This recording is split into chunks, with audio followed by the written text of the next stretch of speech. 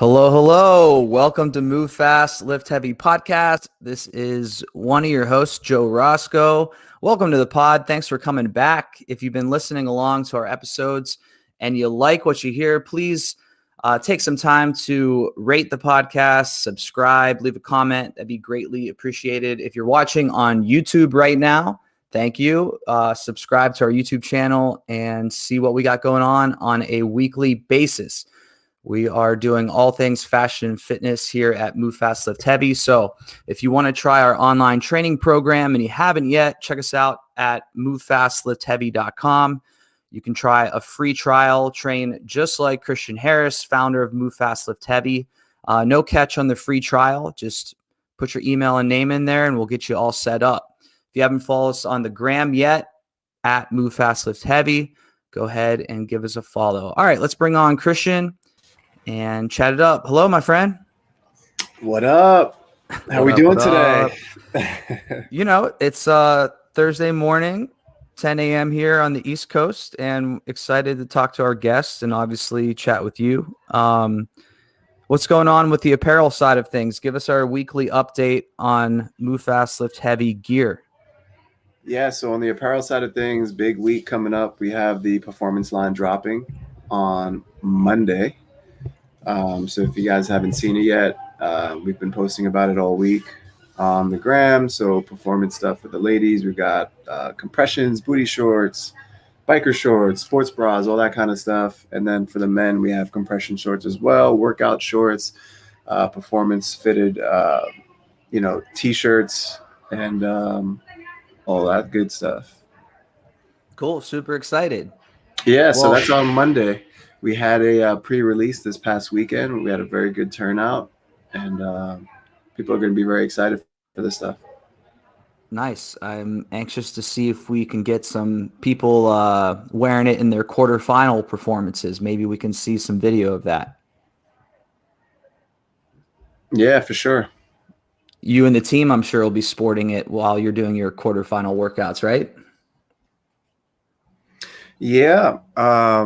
So we got quarterfinals coming up on the individual side next weekend, and then 2 weeks later we have the team quarterfinals.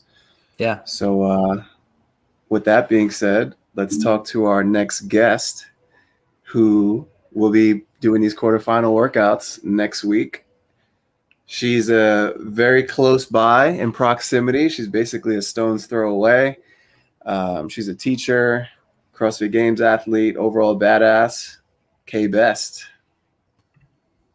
Hey guys. Hey, what's up, Kristine? Hey, how's it going? What's going on? Thanks for joining us. Thanks for having me. Excited about this. Of course. Christian, do you want to do some coffee shop chat with Kristine to start? You just let us know that y'all are close in location to one another. Hit us up with some personal friend chat between you two. Let us get to know Kristine a bit. Yeah, I mean, I've known Kristine pretty much for as long as I've been in the space. I mean, it's a shame we don't get to train more often, being that we're so close to each other. But, I've always respected her. Like, she's super talented in the sport. Crazy engine, former basketball player, So she's always been a friend of mine and somebody that I respect in the sport and look at as a friend. Yeah. Let's before we get into this season with you, Kristine, I want to kind of go down memory lane from last year with the unique 2020 season and the phase 1 of the CrossFit Games. Let's pull this up right here. So last year you were 19th overall in the world and 7th in the US. Congrats on that. Tell us about just having this high stakes competition of phase 1 of the games, but yet you were in, your local gym with your local people. How was that experience? I think it definitely was like a one-of-a-kind experience. I don't think, hopefully, in some sort of way, we won't experience that again in terms of the world being where it was. But I think I got kind of lucky. I had everyone around me that supports me all the time throughout all the years and have seen, the hard work I've put in. And they were able to, witness me being in the games. If maybe they weren't able to go to Madison, if it was there. So just having their support, really, I think boosted my performance, and I just felt kind of comfortable at home. Although, I love being out on the field with everyone, and I feel like I find a different engine out there and a different mentality. But they were very supportive of me, and I was able to really, do my best, and really felt happy about that. Cool. But it was definitely an interesting experience. I mean, I feel like I thrive in a competition setting. I feel like I just kind of am able to like rise to the occasion a little bit more. And we didn't really know, how anybody else was doing. So that was a test as well. I think, I do train a lot by myself. And that's in terms of like, I have, a full-time job. So I have to train, I work all day, and then I sometimes tutor, and then I go to the gym, and I try to get home by 8:00, which is actually hard to do. But, I have to focus on just getting my training in and then going home. So I am used to being by myself, but, I really do like being with others. So. Yeah, let's segue into that for a second about, you're one of the fittest women in the world, and yet you also hold a full-time job. Tell us what you do for your, I guess, your second profession or first profession. Yeah. Yeah. Or first profession. But I'm a third grade special ed teacher. This is my 6th year doing that, along with training. I love it. I think it's a great balance. For me, at least, I feel like I sometimes need a break from like, there's so much pressure sometimes in, CrossFit, and like to be like, the best that you could be. But I feel like during the day, I'm kind of like distracted from it. Like I have to put my efforts and my energy into school and, my job and getting the kids, smarter. But, and doing my best to support them. And then I get my time at the gym, and I feel like it's like my therapy time. I get to work out. I get to, socialize. You always get caught up talking with everyone. But that's like one of my favorite parts of the day. I kind of look forward to it all day. I work, and then I go to the gym, and I do work again. But I really, I look forward to it. It's like a therapy for me. When I'm not at the gym, I'm kind of like itchy. Sometimes on my rest days, I don't know what to do with myself, even though I only have a few hours, but it's like weird. But I think it's a great balance. It's a lot doing both, but I'm able to balance it, and it works for me, and it's part of my routine. So. Yeah. Christian shared his kind of set daily routine where it's pretty unwavering, where he has to balance work life, family life, and then being an athlete. So you're saying you get all your training in, everything you need to do in just one session? For the most part, yeah. During the week, I train Tuesday, Wednesday, Friday. So my rest days are Monday and Thursday, just because I have long days at work. So like he tries to lessen my load. My coach is Sam Smith from Big Dogs, and my weekends are packed. Like I have 2 to 3 sessions. So I have most of my training on the weekends. And then during the week, I'll just have one. It's a pretty long session, but it's not like I'm getting up. I was getting up at like 5 a.m. and doing one session before work, and then going to the gym after. But my coach wanted me to get the most sleep in. So yeah, sleep is king. So so that definitely, I think, helps my performance. And luckily, competitions are usually on the weekends. So getting the most training in on the weekends is beneficial. Yeah, it's almost like your Saturday, Sunday is your Monday, Tuesday, I guess, if you will. Yeah, it's packed sessions. It's a lot, but I don't mind it. Like that's where I want to spend my time on the weekends, and because I love training. So that's where I spend my social hour, my time with my dog. Like everything's kind of at the gym, and then in between, it's just recovering, resting, and yeah. Tell us about your pup a little bit. Oh, I'm obsessed with him. He's actually turning 4 Saturday. But yeah, he kind of has been with me. I brought him to the gym since I got him, and he's like one of the gym dogs, and everyone loves a good gym dog, and just always looking for the belly rubs, and he's always counting my reps and supporting me. He's always there with me on the weekends and everything. So it's like my loyal buddy.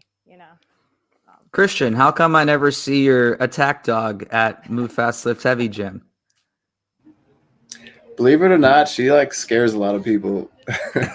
Like she'll just be hanging out and somebody will walk through the door and she literally just in that video, she runs up on them, barks, but then it's over for a couple minutes. So I don't know. We have kids and stuff here. I don't want any kids to get freaked out and stuff like that. So I try to keep her home when I can. You don't want to repeat from your no, I don't want anybody food running out of here. Yeah. So Kristine, you chatted a little bit about, you're no stranger to CrossFit. You've been to regionals 5 times before this past season where you qualified for that first phase. We actually had a couple of, actually a handful, but these two, one of them says, if you could pinpoint something that gave you an edge in your training that flipped the switch for you. So basically, I wanted to bring that up and just ask, like, because also I read you were the old. You're not old, but at 30, you were the oldest CrossFit Games rookie, right? Yeah. So how do you be so consistent those 5 seasons of regionals and then yet still continue to like raise that bar? What has it been for you the past couple of seasons that made the difference? I think the biggest thing was gaining experience in those situations and facing adversity and learning from my experiences at regionals about myself as an athlete. The biggest thing I took away from regionals was I found that I would do well the first 2 days, and then that last day, mentally and physically, I was shot and I couldn't finish.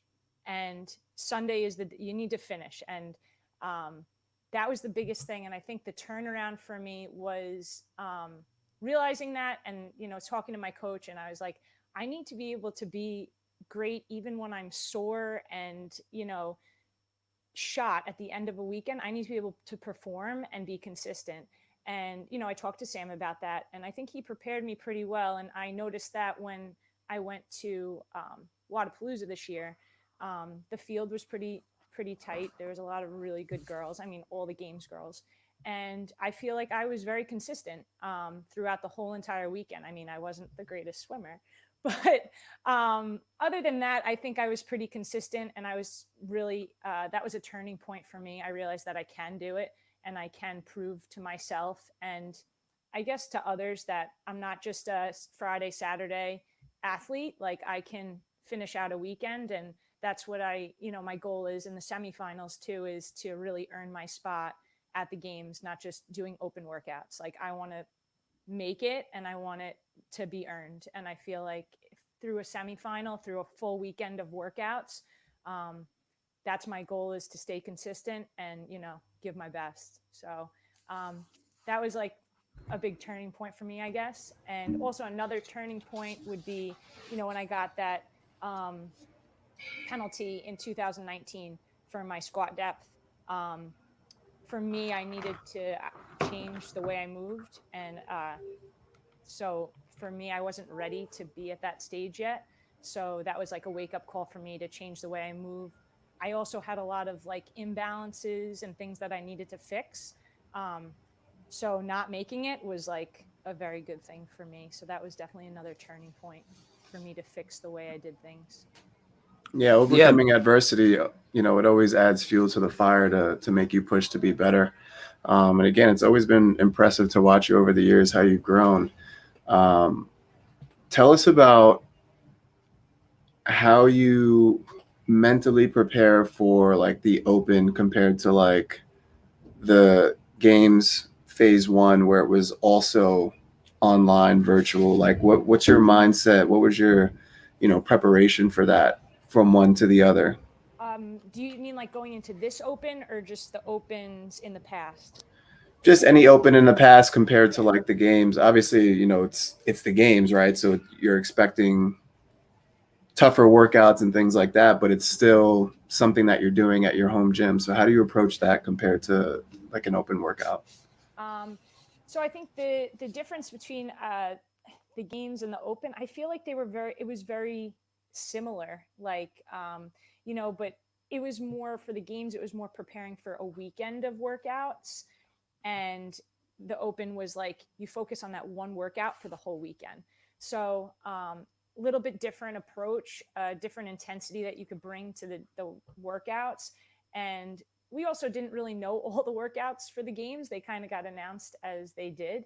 But I think leading up to the games, just my coach was preparing me for kind of anything, to see anything on the weekends and building that volume and getting used to doing a bunch of things. But mentally, I felt like those few weeks and the whole, like, because it kept getting pushed back, the games, it kept getting pushed back and pushed back. We just kept preparing and doing whatever we could. And I felt ready. I was actually very relaxed for the games. Obviously, I get nervous before any workout. Like, I'm like, oh my God. But I'm the same way actually before any open workout. So I would say that's how it's kind of similar. I'm so nervous. But then once 3, 2, 1 starts, I don't even like think about that. Like, I just think about what I have to do, and that's it. So it's definitely, that's very, very similar, is that start before any workout. I sometimes feel like when I have retests from my coach, like he'll retest me, I get so nervous before the retest because I just want to do my best, So sometimes I just have to start the clock and just go and not think about it and wait around too long. So yeah, I get nervous before everything. Excitement too. Yeah, I mean, I think anybody that competes, they always get that like little butterfly type feeling before a workout, whether it's a normal training session or, an open or something in competition. So, that's almost like what you thrive for as an athlete. It's something that helps you to push. Yeah. So you only get to do the workouts one time though, right? For the games? For the games, Yeah, only one time. right? So it's And like, then they send a judge out to you. yeah, they sent a judge out. I did them once. It was very organized. It was great. I was pretty happy with how I performed. For me, um, the one workout with the running, I wish I would have ran a little faster because I didn't think the overhead squats would feel as good as they did. I kind of surprised myself in middle of the workout. So it was kind of like, I don't want to push the run too much, but I did my best. And and I feel like I finished off and I felt comfortable at my gym, and, it was a good effort, but I don't feel like I achieved my goal of going to the games and competing with those girls, because that's my goal and I haven't hit that yet. So that's what this year is like building up to. So I'm excited. I wanted to go back. All right. So you guys already brought it up, but I wanted to talk up and zoom in on your mindset, Kristine, bouncing back from this. So essentially in 2019, if your score would have stuck, you would have qualified for the CrossFit Games then, correct? In Yes. 2019. Yes. So what did that look like? The devastation, or like the obvious the embarrassment, the disappointment. Yeah. And here you are. I bring it up because it's a great, comeback story, because here you still are. You had a great season last year, and we're pulling for you to do the same this year. How was that for you, bouncing back? I felt like I needed to fix some things, and that was an imbalance for me. I wasn't moving as well as I could. So coming back from that, I was just like, I'm gonna make sure my reps, there's never a doubt in my reps. Like, I can move, I have the capacity to stay with these girls. Like, I need to fix some things. So I took time, I fixed a lot of things. I actually ended up going to the games and watching. So that was interesting. But you know what? It wasn't my time to be out there. You know, I wasn't ready. So that was kind of a wake up call for me to fix the things that I need to fix and just come back with more of a, I guess, vengeance, you could say. But like, Yeah. Yeah. So if No, anything, Mhm. it was a learning experience. It lit a fire, and it also maybe slowed you down a bit, where if you did make it that year, maybe you didn't take the time to address some of those movement issues that, upped your game even another level. Yeah, and I feel like that happens a lot. Like a lot of people try to like ignore like little things, or in their training they're not. Now I realize like I actually sometimes have people judge me when I train, just so that I know that my reps, because sometimes in the midst of things, when you're just going as hard as you can, you don't know like how you look or how you're moving. So videoing yourself or having someone judge you to make sure you're moving as efficiently as possible, that's going to save you in a competition.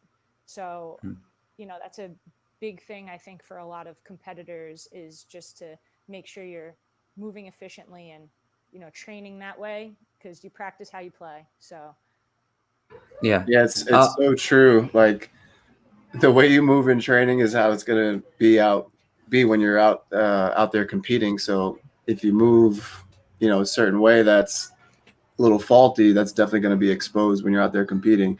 I also like that in the open, in some of the workouts, they almost start you how you would in the competition, like 21.3. It's like you're starting behind the pull-up bar. You have to run out to the bar, right? Like even those little run outs to the bar, how you pick it up and transition into your movement, that all plays a factor when you're out there on the competition floor, moving from movement to movement. Those transitions are big.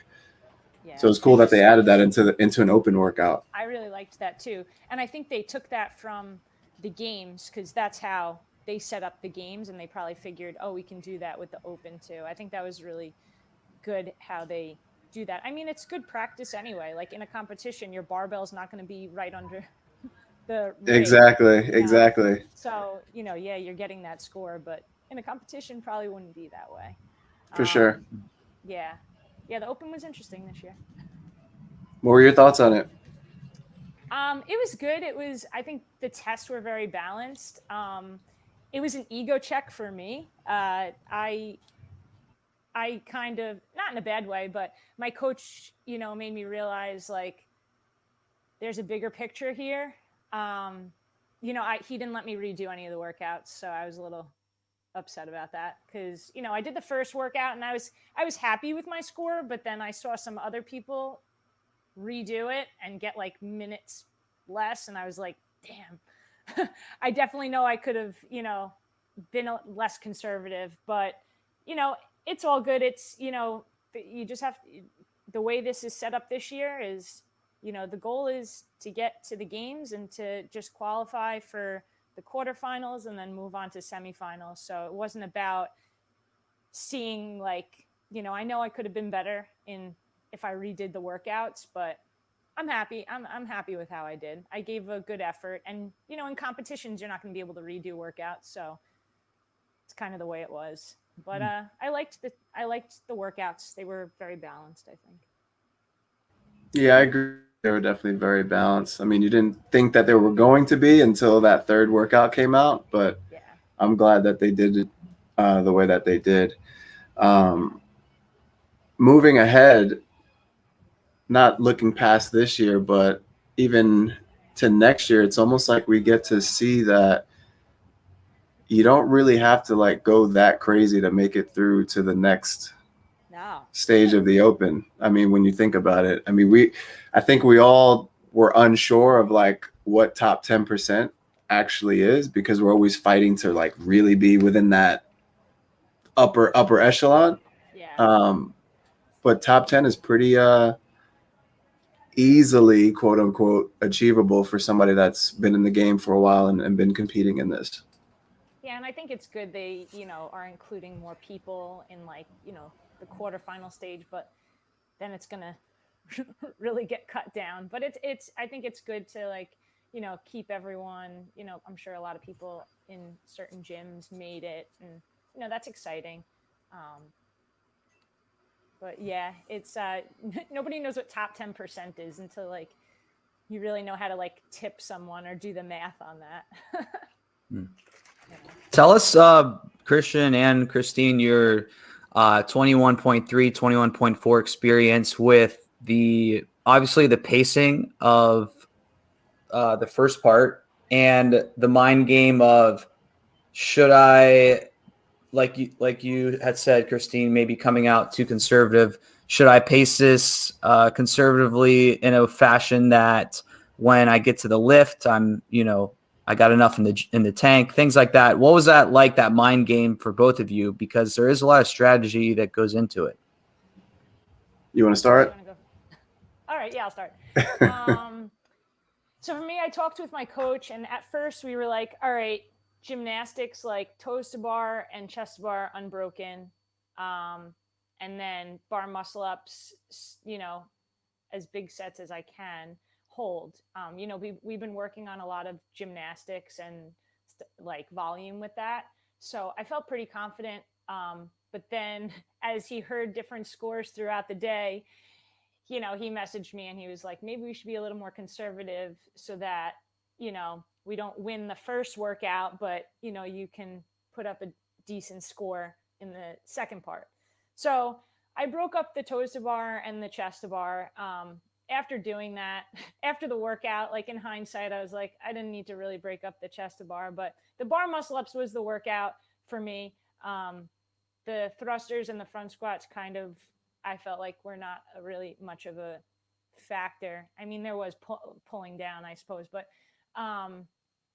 for me, it was the bar muscle ups, and I did a pretty big set to start, and then I kind of sticked with fives, but I was getting pretty blown up, and I was like, wow, like this is hitting me hard.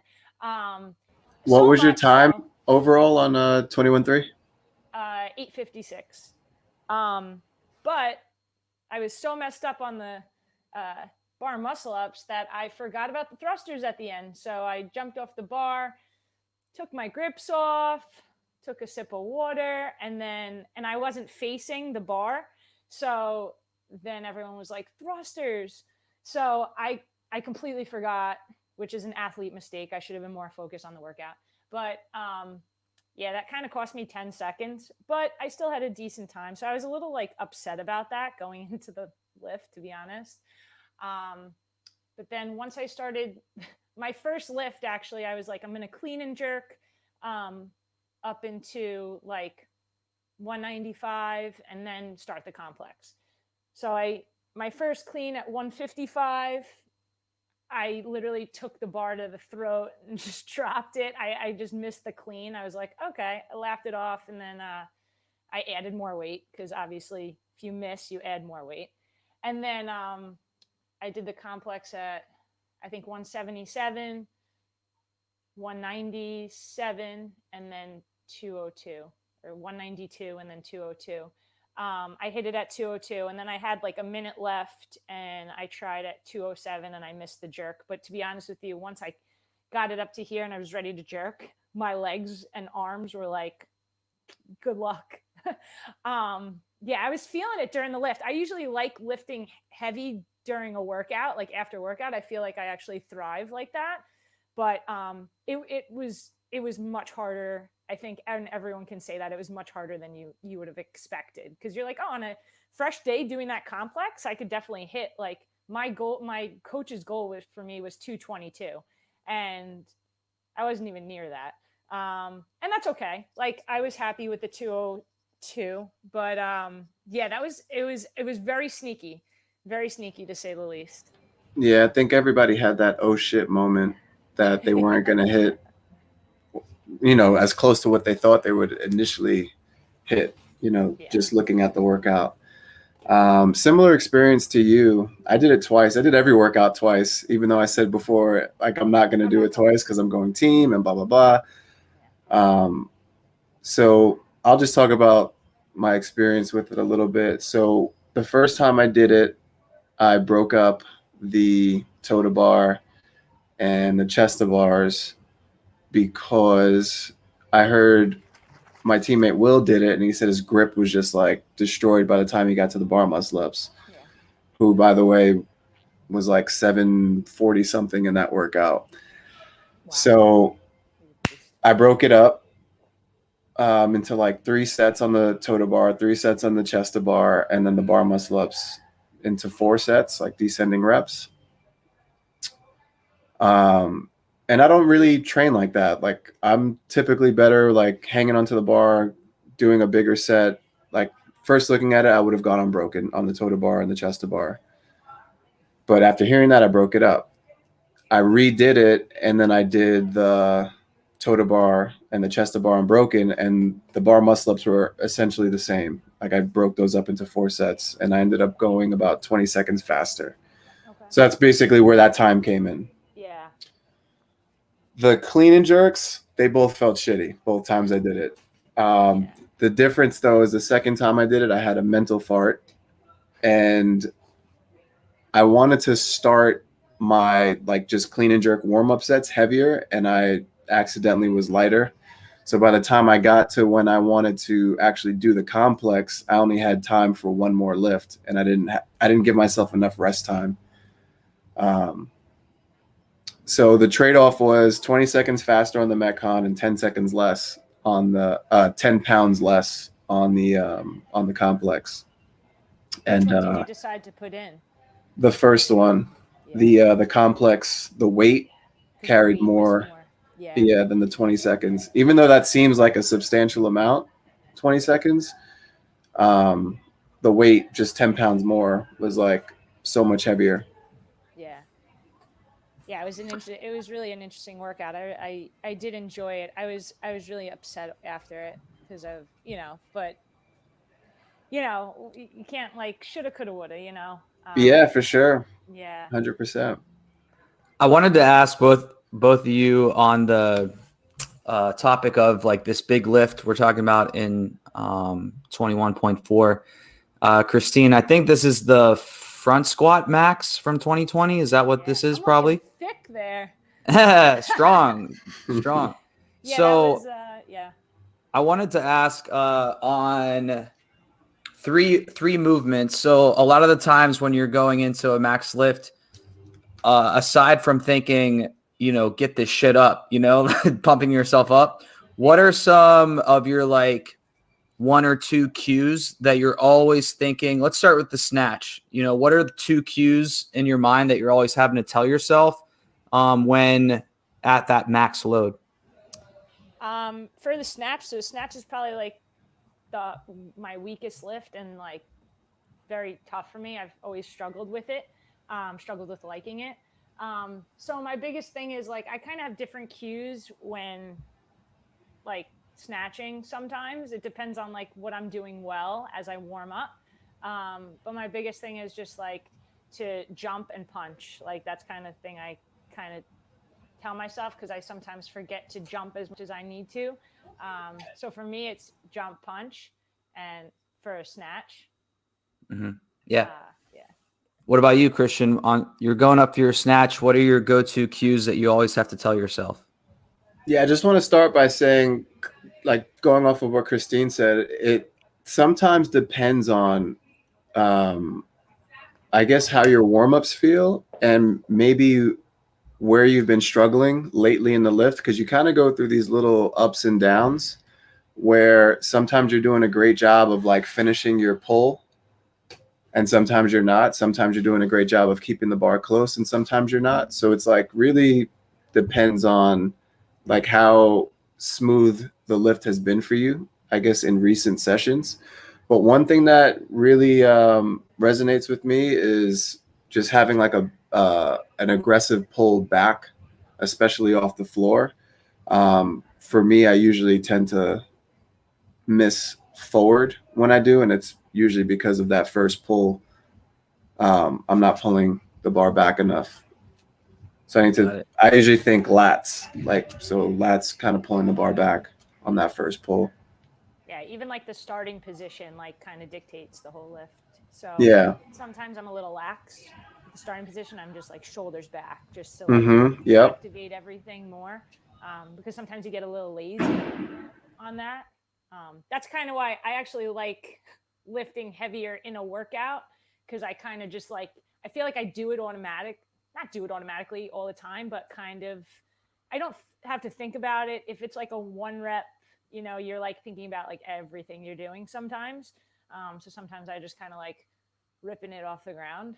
But I think those times where you're just lifting, it's just like telling yourself and like teaching yourself habits of how to pick up the bar, approach the bar, talk to yourself, and just try to focus on what you're doing right and what you need to really just keep telling yourself in your mind as you're about to lift.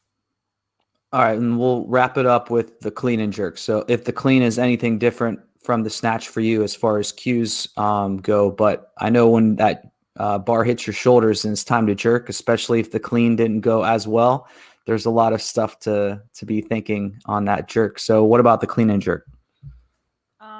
For me, the clean, I feel like, is one of my strongest lifts. So I don't feel like I'm always like, I don't feel worried about that. Like, I just like do it. And then the jerk is my issue. The jerk is what I need the most work on. And what I've been working with like a coach who's been helping me, realize that I have to push the bar backwards, throw it back. So I've just been trying to like, I always come down a little bit and forward, and I always miss forward. So when it gets heavier, just sitting back, pushing my knees out, and really being aggressive, getting my head through past my ears, and throwing the bar back. So that's been lately my biggest cue to myself, is just throwing the bar back and just being really aggressive about it and pushing under. What about you, Christian? Yeah, for me, the clean and the snatch are very similar. So I'm always thinking about that start position, just because if you start in the best position possible, you always increase your chances of completing the lift. So I'm always thinking lats to keep the bar nice and close, and then starting with that butt down and chest up and not being too far over the bar. For the jerk, kind of like Kristine, I want to try to keep that body as vertical as possible, because especially when you're tired, that bar wants to pull you forward. So you want to try to, I think, about staying vertical through the dip and then finishing the drive. Like those two things for me are where I struggle. So if I, really think about them, I tend to have more success with the lift. For the listeners that aren't as savvy with lingo, tell us a little bit about finishing the drive. So when you start the jerk, you are basically unlocking the knees to a maybe quarter squat. And then once you hit that bottom, you're going to drive the legs and get as tall as you can possibly get, driving your legs through the ground and then jumping. And then as you do that, the bar has this moment of weightlessness, and that's where you would split your feet and receive the bar overhead. Cool. Thanks, Coach Christian. I wanted to, include that for any listeners out there that are just looking to pick up tips on their technique. Let's segue into Christian, the hot seat. Do you want to put Kristine in the hot seat? I think it's time. What's all right. the hot seat? It's where we just spit fire. I ask you a couple of quick questions. Tell me the first thing that comes to your mind, Okay. and then we move on. It's just a few things. Nothing too crazy. Are you ready? Yeah. Would you rather move fast or lift heavy? Move fast. Coffee or pre-workout? Coffee.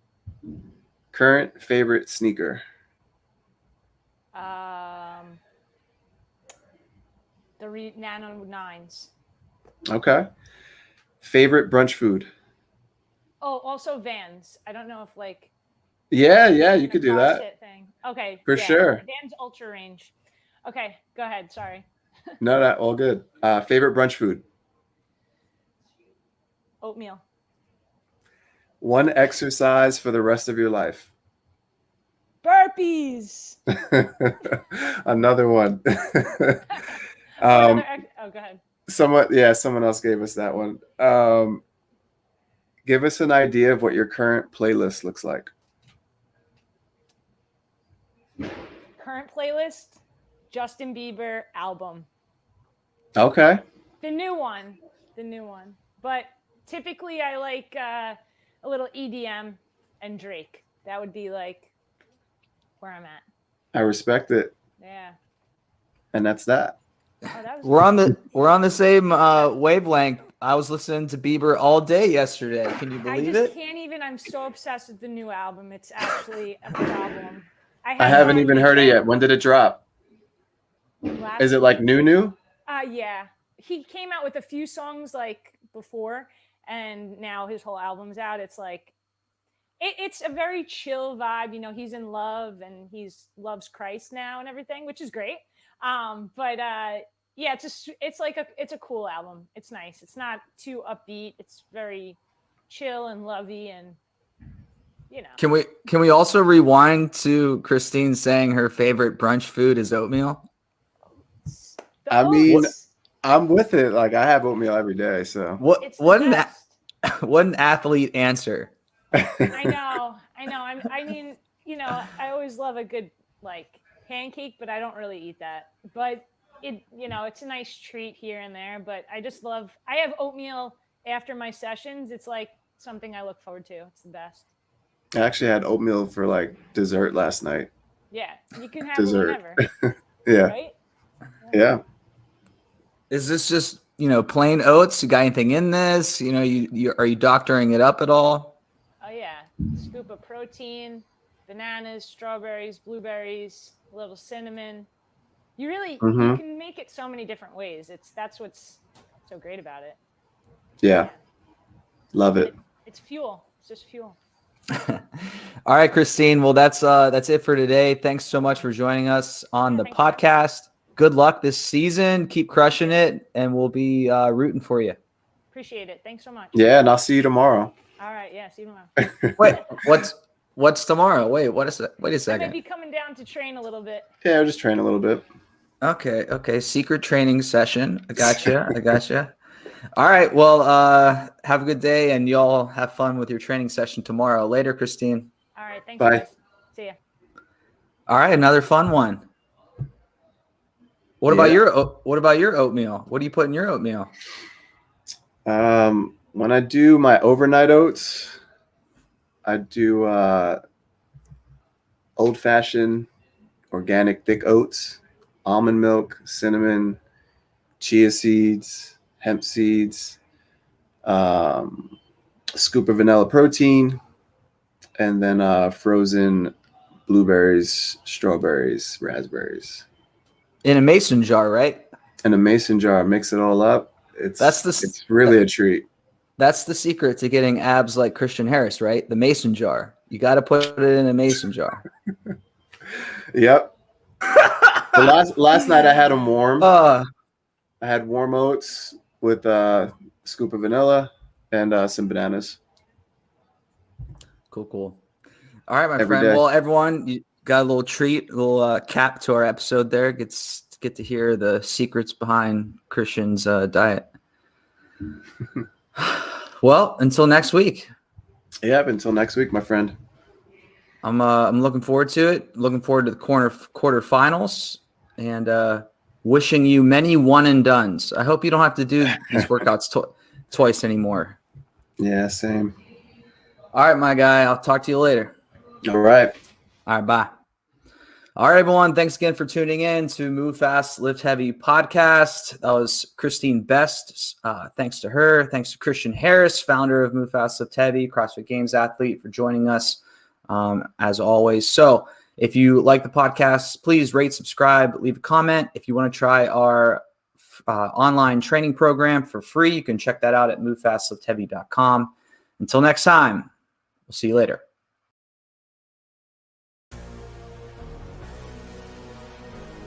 My name is Christian Harris.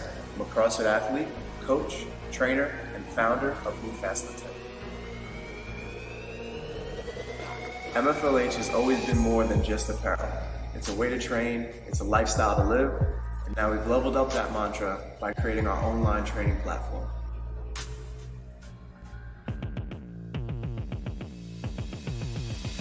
Move Fast Lift Heavy now provides personal online programming with Programming can be done either in a gym with a garage gym setup, or even from the comfort of your own home with a dumbbell or even at body weight. This isn't just your typical workout block. You'll have unlimited access to our coaching staff to ask questions and submit technique videos. MFLH has always been more than just an apparel line. Now you can be a part of the team. Click the link to get started. Let's get to work.